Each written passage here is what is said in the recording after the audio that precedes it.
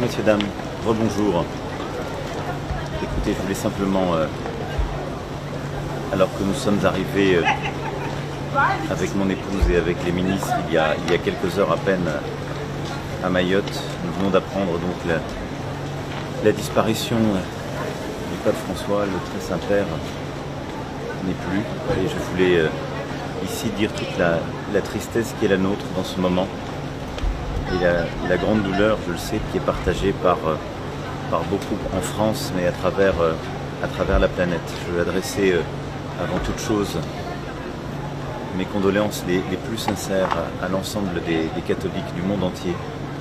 Leur dire notre soutien, dire aussi la place toute particulière qui était la sienne dans notre cœur et à nos côtés. Il était avec nous en Corse il y a encore quelques semaines. Il avait été à nos côtés à Marseille il y a plusieurs mois et il a marqué durant son pontificat la France de plusieurs passages.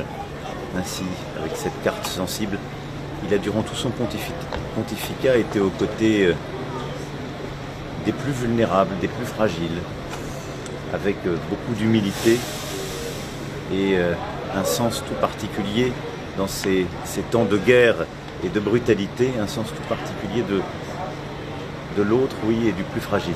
Et en cela, il a été fidèle à une tradition qui lui était chère. J'aurais du mal ici à être beaucoup plus long et à revenir sur la totalité de son pontificat et de ce que de l'Argentine au Vatican, le pape François a porté. Mais ça a été la vocation d'un homme, d'un religieux,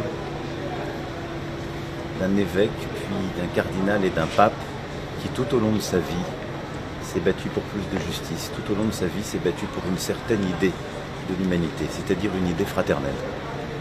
Et c'est celle dans laquelle je crois beaucoup se retrouvent. Je sais la douleur que beaucoup aujourd'hui ressentent. Je veux leur dire le soutien de la France, le soutien personnel ainsi que celui de mon épouse.